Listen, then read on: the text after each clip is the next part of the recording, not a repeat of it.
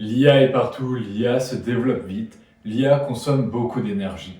Mais alors, quel impact ça a sur nos vies? Salut, c'est l'Arctique. Le but ici, c'est pas de se prendre la tête. Je vous propose juste quelques informations et solutions pour comprendre un peu la situation et pouvoir argumenter face genre aux sceptiques ou aux politiques.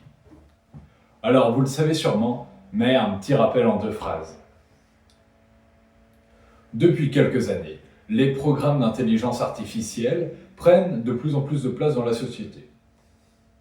Pour faciliter les procédures, trouver des informations rapidement, diminuer le nombre d'employés ou même remplacer les amitiés. Bref, ils sont présents partout et toutes ces IA fonctionnent grâce à des centres de données. Les centres de données, c'est un peu les piliers de notre monde informatique. Ils hébergent les dossiers, comme cette vidéo, ils traitent nos recherches et supportent les IA, entre autres. Bref, ils sont indispensables pour nous, pour les administrations, les entreprises. Les centres de données, ça consomme beaucoup d'énergie. Et pour suivre la révolution de l'IA, il en faut toujours plus. Par exemple, si on parle juste en termes de quantité d'énergie, l'Irlande est souvent prise pour exemple. Parce que sur l'île, c'est presque un quart de l'énergie produite qui est utilisée que pour alimenter les centres de données. C'est genre plus que l'énergie domestique dans toutes les villes d'Irlande. Et c'est une valeur qui va dépasser les 30% d'ici à 5 à 6 ans, quoi. Les chiffres, c'est parfois impressionnant, mais ce qu'il faut, c'est genre les comprendre. Parce qu'il y a une grosse différence entre la consommation d'un centre de données et celui d'une ville. Les serveurs, eux, ils doivent être alimentés en permanence. Alors que les villes, ça va fonctionner un peu par pic. Genre, on consomme beaucoup plus la nuit en hiver qu'à midi au mois de mai. Normal. Alors, on est capable de produire une grande quantité d'énergie grâce au nucléaire, au pétrole, à l'éolien et j'en passe. Mais voilà, les centres de données, si eux, ils consomment en permanence une forte quantité d'énergie, est-ce qu'on va pouvoir répondre au pic dont on a besoin pendant une soirée froide en hiver? Des fois, la solution à un problème, c'est juste la réponse la plus simple. Et ça, c'est un peu l'avis des géants américains de la tech.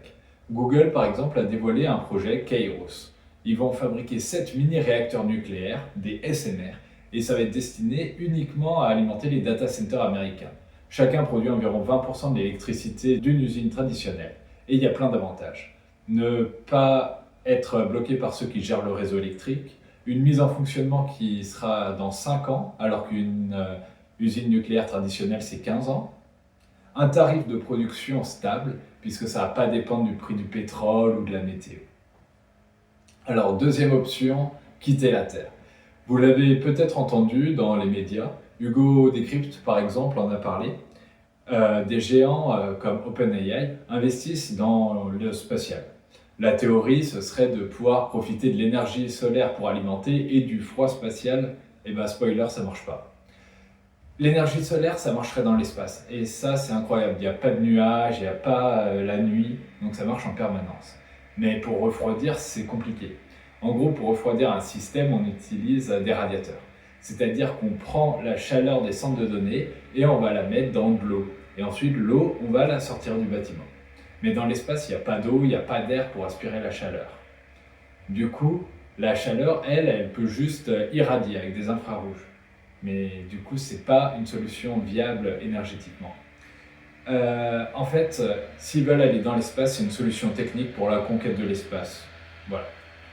Un milieu, par exemple, qui marcherait, lui, ce serait de mettre sous l'eau, car l'échange thermique serait super important. Par contre, c'est pas une solution environnementale.